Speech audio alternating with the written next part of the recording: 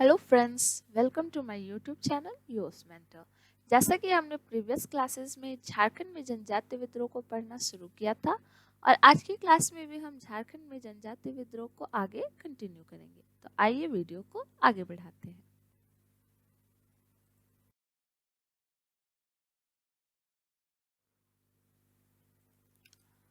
आज जो जनजातीय विद्रोह हम लोग पढ़ने जा रहे हैं वह है भूमिज विद्रोह और यह 1832 ईस्वी से लेकर 1833 ईस्वी तक चला था।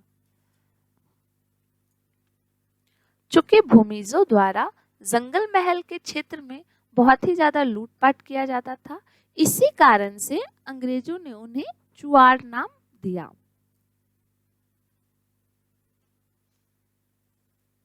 अठारह ईस्वी से लेकर 1833 ईस्वी के बीच में मानभूम में हुए भूमिज आदिवासियों के विद्रोह को ही भूमिज विद्रोह कहा जाता है।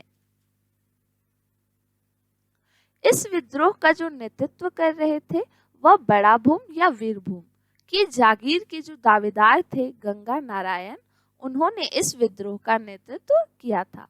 अतः इस विद्रोह को अंग्रेजों ने गंगा नारायण का हंगामा की संज्ञा दी है।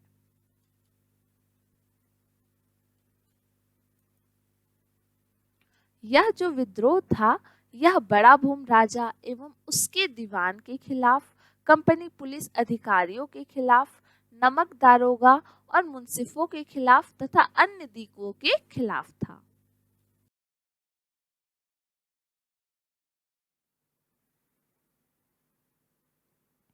तो आइए अब हम यह देखते हैं कि आखिर भूमिज विद्रोह के पीछे क्या कारण थे। चूंकि भूमिज विद्रोह बड़ा भूम में हुआ था, उस समय जो बड़ा भूम के राजा थे वह बेलाक नारायण थे। जब बेलाक नारायण की मृत्यु हो गई, उसके पश्चात उत्तराधिकार की लड़ाई उनके दोनों पुत्रों के बीच होने लगी, जिसमें से बड़ी रानी के पुत्र लक्ष्मण सिंह थे तथा उनकी छोटी रानी के पुत्र रघुनाथ सिंह थे। अगर हम उनकी उम्र से देखें तो जो ज्येष्ठ पुत्र थे वो रघुनाथ सिंह थे। चूंकि वह छोटी रानी के पुत्र थे लेकिन उम्र में वे बड़े थे। लेकिन वही हम देखें, लक्ष्मण सिंह का उम्र कम था रघुनाथ सिंह से, लेकिन वह बड़ी रानी के पुत्र थे। बड़ी रानी के पुत्र होने के कारण लक्ष्मण सिंह को जनजातियों का समर्थन प्राप्त था, लेकिन वही अंग्रेजों का समर्थन रघुनाथ सिंह को प्राप्त था, क्योंकि अंग्रेजों के अनुसार जिस राजा का ज्येष्ठ पुत्र होता है उसी को उसके पिता की राजगद्दी या फिर उत्तराधिकार उनके ज्येष्ठ पुत्र को ही मिलना चाहिए। इस कारण से अंग्रेजों ने रघुनाथ सिंह को अपना समर्थन दिया और उन्होंने रघुनाथ सिंह को राजा बना दिया। वहीं लक्ष्मण सिंह को उन्होंने गद्दी का हकदार नहीं बनाया। अंग्रेजों ने उन्हें मार भगाया और बाद में लक्ष्मण सिंह की मृत्यु मिदनापुर जेल में हो गई। लेकिन जब रघुनाथ सिंह की मृत्यु 1798 ईस्वी में हो गई, तत्पश्चात रघुनाथ सिंह के दोनों पुत्र गंगा गोविंद सिंह और माधव सिंह के साथ भी यही कहानी फिर से दोहराई, क्योंकि उन दोनों के बीच भी उत्तराधिकार की लड़ाई फिर से होने लगी। इस बार गंगा गोविंद सिंह को, जो लक्ष्मण सिंह थे, बेलाक नारायण के बड़ी रानी का पुत्र लक्ष्मण सिंह, उनके बेटे गंगा नारायण का समर्थन प्राप्त था। किनको? गंगा गोविंद सिंह को। साथ ही साथ जब इन दोनों की उत्तराधिकार के लिए बात होने लगी तो उस टाइम अदालत के फैसले के बाद गंगा गोविंद सिंह को समर्थन प्राप्त हुआ और उन्हीं को शासक बनाया गया और माधव सिंह को दीवान बना दिया गया। चूंकि माधव सिंह तो खुद राजा बनना चाह रहा था और उसे लगा कि गंगा नारायण की वजह से वह राजा नहीं बन पाया, तो उसने अपनी दुश्मनी निकालते हुए, अपना खुन्नस निकालने के लिए उसने क्या किया कि जो गंगा नारायण को मिली थी जागीर 5 सरदारी, वो उनसे छीन ली। तो आइए अब हम इसके पीछे के कारण को आगे विस्तार पूर्वक देखते हैं।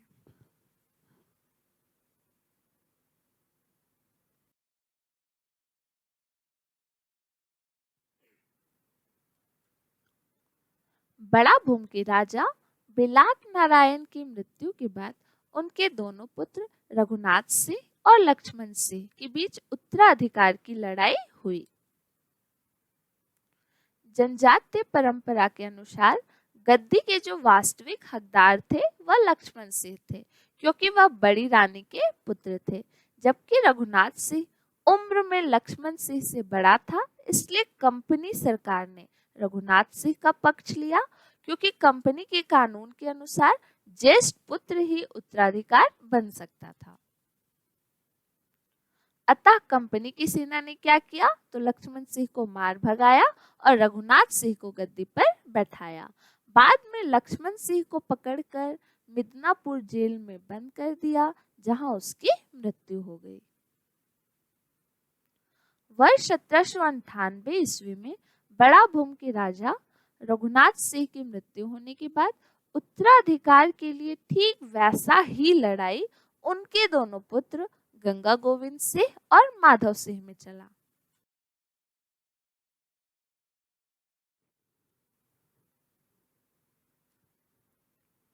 गंगा नारायण, जो कि लक्ष्मण सिंह के पुत्र हैं, ने गंगा गोविंद सिंह का पक्ष लिया और माधव सिंह को अपना दुश्मन बना लिया। इसके साथ ही दीवानी अदालत ने अपना फैसला लिया और उन्होंने किसको अपना राजा बना लिया, गंगा गोविंद सिंह के पक्ष में फैसला सुनाया और गंगा गोविंद सिंह राजा बन गया। गंगा गोविंद सिंह बड़ा भूम के शासक बनने के बाद माधव सिंह, गंगा गोविंद सिंह का जो सौतेला भाई था, ने भी झगड़ा मिटाकर बड़ा भूम का दीवान बनने में कामयाब हो गया। माधव सिंह दीवान बनते ही गंगा नारायण से अपनी खुन्नस निकालने लगा। उसने गंगा नारायण को खोरपोश यानी कि गुजारे के रूप में मिली जागीर 5 सरदारी को छीन लिया तथा राजा से कहकर गंगा नारायण के भरण पोषण के लिए मिलने वो खर्च को भी बंद करवा दिया।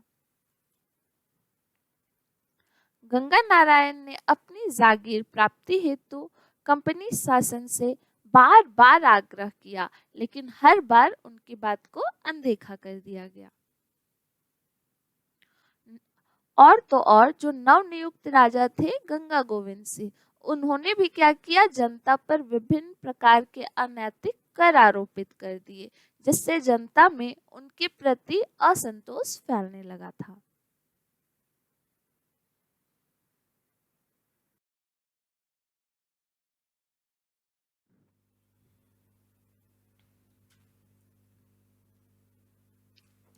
माधव सिंह ने घाटों के रक्षक को घटवालों कहा जाता था, उन पर अतिरिक्त कर लगा दिया था।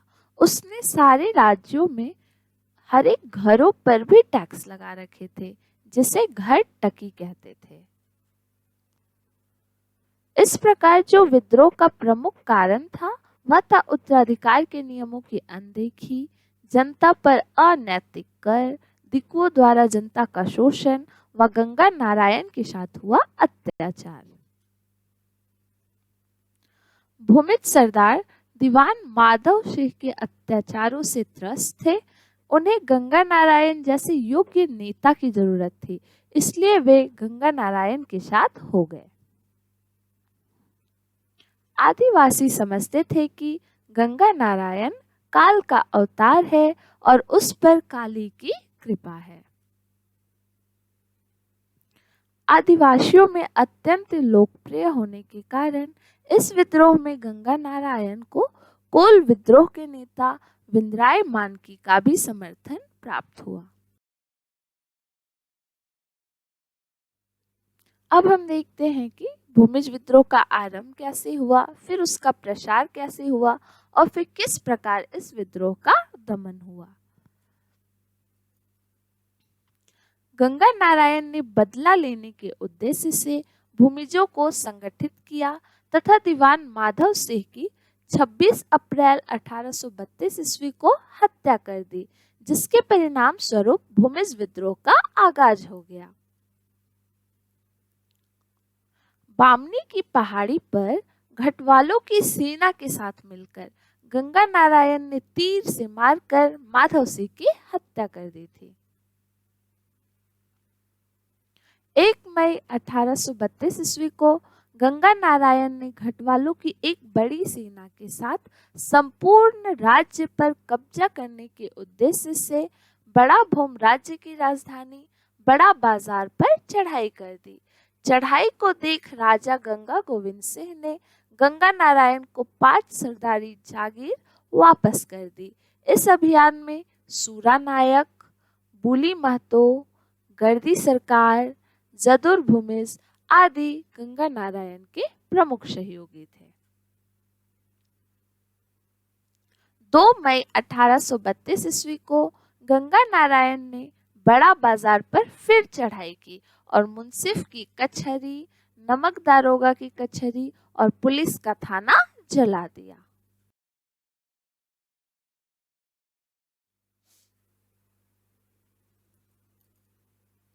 इस अभियान के दौरान गंगा नारायण ने बड़े पैमाने पर उपद्रव मचाया तथा 14 मई 1832 ईस्वी को 30,000 आदिवासियों की सेना लेकर मजिस्ट्रेट रसेल के सैनिकों पर हमला कर दिया तथा 4 जून से लेकर 6 जून तक 1832 ईस्वी में ब्रैडन व ट्रीमर के नेतृत्व वाली अंग्रेजी सेना पर भी हमला किया।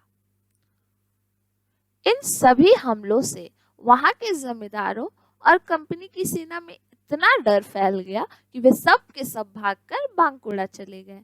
गंगा नारायण सिंह बड़ा भूम के एक छत्र राजा बन गए। गंगा नारायण अपने राज्य का विस्तार करते हुए अकरो, अंबिकानगर, रायपुर, श्याम सुंदरपुर और फुसकुसुमा की रियासतों को लूटा। नवंबर 1832 ईस्वी में इस विद्रोह को दबाने के लिए ईस्ट इंडिया कंपनी की सेना लेफ्टिनेंट ब्रैडन और ट्रीमर के नेतृत्व में निकल पड़ी। पुरुलिया के निकट चाकुलतोर में गंगा नारायण ने उन पर हमला किया, लेकिन कंपनी की सेना इस हमले को रोकने में सफल रही। इस लड़ाई में खरसावा के ठाकुर चेतन सिंह अंग्रेजों की ओर से लड़ रहा था।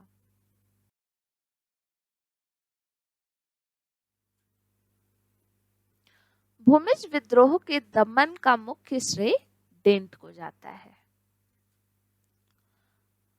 1832 ईस्वी में अंग्रेज अधिकारी डेंट ने एक विशाल सेना के साथ गंगा नारायण व उनके साथियों के विरुद्ध अभियान चलाया तथा इनके कई गढ़ों को नष्ट कर दिया। इसके परिणाम स्वरूप भूमिज विद्रोह कमजोर पड़ गया। 1832 के अंत में गंगा नारायण से सिंहभूम चले गए और कोलों के साथ हाथ मिलाने की कोशिश की, मगर कोलों की शर्त थी कि वह खरसावा के ठाकुर चेतन सिंह के खिलाफ अभियान में उसकी मदद करे। गंगा नारायण ने चेतन सिंह के सैनिकों पर हमला किया, मगर दुर्भाग्यवश वह 7 फरवरी 1833 ईस्वी को चेतन सिंह के सेनाओं द्वारा मारा गया। खरसावा के ठाकुर चेतन सिंह ने गंगा नारायण का सिर काटकर कैप्टन विल्किंसन को भेज दिया, जिसके बदले ठाकुर चेतन सिंह को इनाम स्वरूप 5,000 रुपए दी गई। गंगा नारायण की मृत्यु के साथ ही इस विद्रोह का अंत हो गया। इस विद्रोह का जो प्रमुख प्रसार हुआ था वह सिंहभूम व वीरभूम क्षेत्र में हुआ था।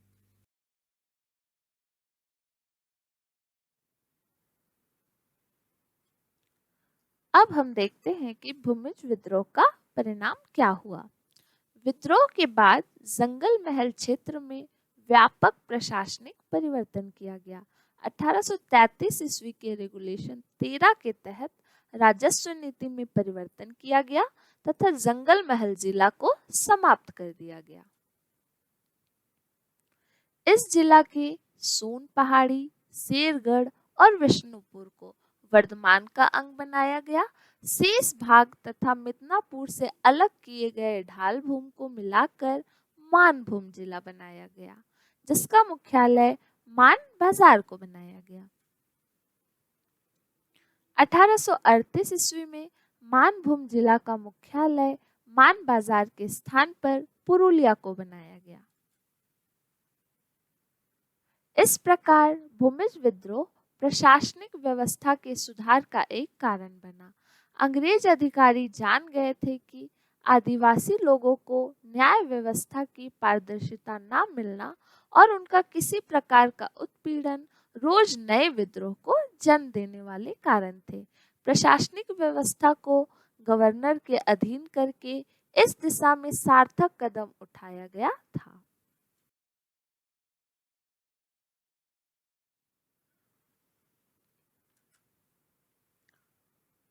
आइए अब हम पोटो सरदार या पोटो हो के बारे में पढ़ते हैं, जिन्होंने सेरेंगेसिया के घाटी में अंग्रेजों के विरुद्ध विद्रोह किया था। पोटो सरदार या पोटो हो का जन्म पश्चिम सिंहभूम के जगन्नाथपुर के राजबासा गांव में हुआ था। 18 और 19 नवंबर 1837 ईस्वी में सेरेंगसिया घाटी में इन्होंने अंग्रेजी सेना के विरुद्ध हुए भीषण युद्ध का नेतृत्व किया। यह एक छापामार युद्ध था। इस युद्ध के लिए गुप्त बैठक वलंडिया गांव में हुआ था। सेरेंगेसिया घाटी पश्चिमी सिंहभूम के टोंटो प्रखंड में अवस्थित है। इस युद्ध में 26 हो लड़ाकू शहीद हुए तथा ब्रिटिश सेना की तरफ से एक हवलदार, एक सूबेदार और 13 सिपाही की मौत हुई थी।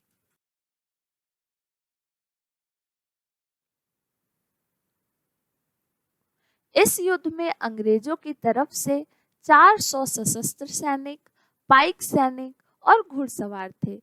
इस सेना का नेतृत्व कैप्टन आर्मस्ट्रॉन्ग ने किया था। इस युद्ध में पोटो हो ने अपने सहयोगियों के साथ मिलकर परंपरागत हथियार से ही अंग्रेजों को भगा दिया था तथा सेरेंगसिया घाटी तथा भगाबिला घाटी या बगालिया घाटी को अंग्रेजों से आजाद करवा लिया था।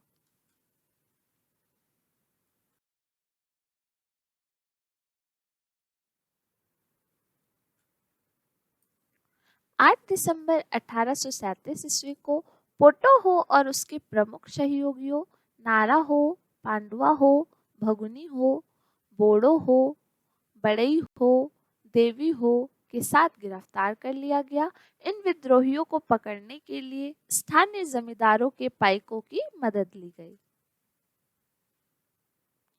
1 जनवरी 1838 ईस्वी को इन सभी को जगन्नाथपुर में बरगद के पेड़ में फांसी दे दिया गया। पोटो सरदार के साथ उसी दिन बुड़ई हो और नारा हो को भी फांसी दे दिया गया था। दूसरे दिन 2 जनवरी 1838 ईस्वी को पोटो सरदार के सहयोगी पाड़ुआ हो तथा बोड़ो हो को भी सेरेंगेसिया घाटी में फांसी दे दिया गया। इसके अलावे 79 हो लड़ाकू को कारावास की सजा दी गई। अब हम आगे इस विद्रोह के कारण को देखते हैं। 1831 ईस्वी से 32 ईस्वी के बीच के कोल के विद्रोह के दौरान छोटा नागपुर में ब्रिटिश सरकार को बड़े विद्रोह का सामना करना पड़ा। इस विद्रोह के परिणाम स्वरूप 1834 ईस्वी में SWFA का गठन किया गया। SWFA के AGG यानी कि agent to governor general captain Thomas Wilkinson को बनाया गया।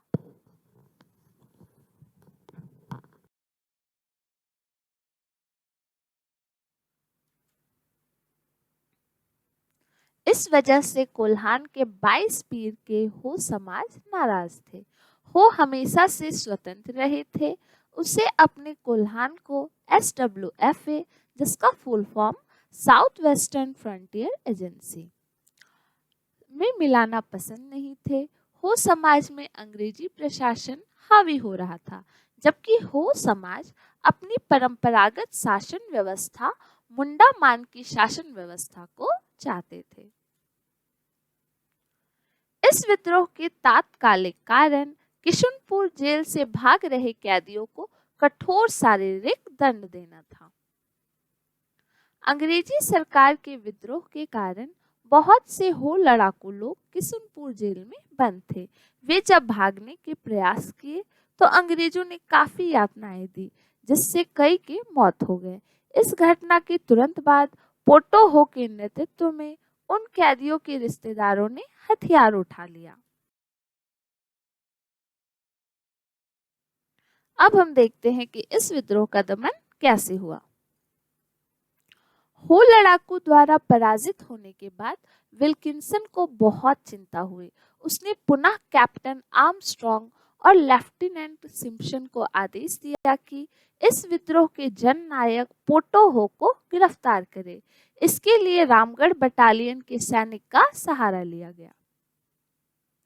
इसके लिए विल्किंसन ने खरसावा के ठाकुर, सरायकेला और केरा के जमींदार और कुछ स्थानीय मानकियों बबन से, लक्ष्मण से को अपने अच्छे पाइकों को ब्रिटिश सेना की मदद करने के लिए भेजने को कहा।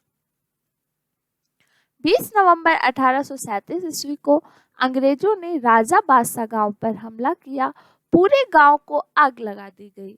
कुल 6 आदमी को गिरफ्तार किया, जिसमें पोटो हो के पिता और 2 पाइक भी शामिल थे।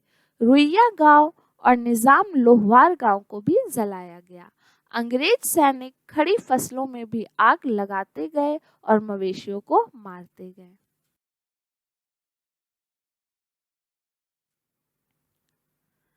22 नवंबर 1837 ईस्वी को तोरांग हातू गांव पे हमला किया गया। यहाँ उन्हें सिर्फ 8 महिलाएं और 2 पुरुष मिले। महिलाओं को गिरफ्तार कर लिया गया और पुरुषों को मार दिया गया। अंततः 8 दिसंबर 1837 ईस्वी को पोटो सरदार सिरंगसिया गांव से गिरफ्तार हुए। पोटो हो की गिरफ्तारी के बाद विल्किंसन 12 दिसंबर 1837 से 3 जनवरी 1838 ईस्वी तक जगन्नाथपुर में रहे। गवर्नर जनरल के अतिरिक्त न्यायिक शक्तियां प्राप्त की। छोटी सी ट्रायल के बाद कई विद्रोहियों को फांसी और कईयों को सश्रम कारावास की सजा सुना दी। अब हम देखते हैं कि इस विद्रोह के परिणाम क्या हुए। अंग्रेजों को पता था कि हो लड़ाकू प्रवृत्ति के होते हैं। 1820 से 21 के हो विद्रोह के दौरान और 1831 से 32 के कोल विद्रोह के दौरान अंग्रेजों को हो लोगों से काफी नुकसान हुआ था। इसलिए विल्किंसन ने इन लोगों की बात मानना ही सही समझा।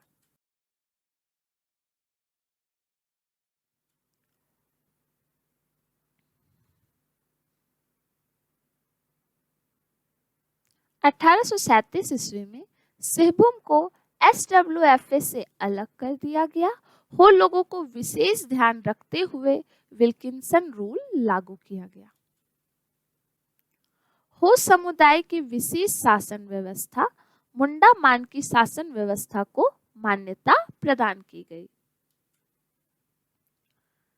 1854 ईस्वी में दक्षिण पश्चिम सीमांत एजेंसी यानी कि SWFA south west frontier agency को समाप्त करके लोहरदगा, हजारीबाग, मानभूम आदि जिलों को मिलाकर छोटा नागपुर कमिश्नरी का गठन किया गया। पोटो सरदार से संबंधित तथ्य। पोटो सरदार के राजबासा गांव को शहीद ग्राम योजना के तहत शामिल किया गया है।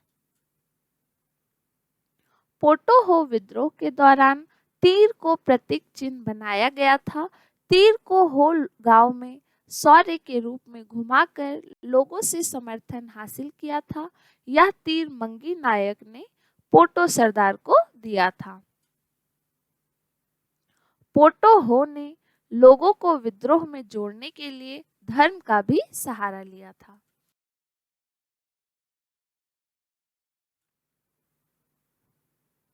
पोटो हो के बारे में जानकारी नीदरलैंड के शोधकर्ता डॉक्टर पाल स्टूमर के शोधों से प्राप्त होती है, जिसने 15 साल कोल्हान में रहकर पोटो हो के बारे में शोध किए। अपने शोधों के आधार पर इन्होंने एक पुस्तक की रचना की है जिसका नाम है a land of their own. पोटोहो खेल विकास योजना। इस योजना की शुरुआत 4 मई 2020 में की गई है। कोरोना संकट के दौरान अनेक प्रवासी मजदूरों का झारखंड में आगमन हुआ। इनके लिए रोजगार उपलब्ध कराना झारखंड सरकार के लिए चुनौती बन गई। इन प्रवासी मजदूरों को रोजगार उपलब्ध कराने के उद्देश्य से झारखंड सरकार ने 4 मई 2020 ईस्वी को 3 योजनाओं की शुरुआत की, जो कि इस प्रकार है, जिसमें से पहला है पोटोहो खेल विकास योजना, दूसरा बिरसा हरित ग्राम योजना और तीसरा नीलांबर पीतांबर जल समृद्धि योजना।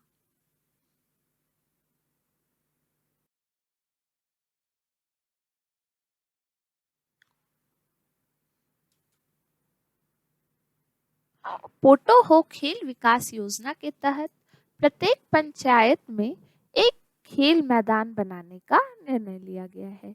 इस योजना के तहत 5,000 खेल मैदान बनाने का निर्णय लिया गया है। इस योजना के तहत झारखंड के खिलाड़ियों को खेल सामग्री प्रदान की जाएगी। खिलाड़ियों को विशेष आरक्षण देकर सरकारी नौकरी प्रदान किया जाएगा। इस योजना के तहत मनरेगा के अंतर्गत 1 करोड़ मानव दिवस का सृजन किया जाएगा।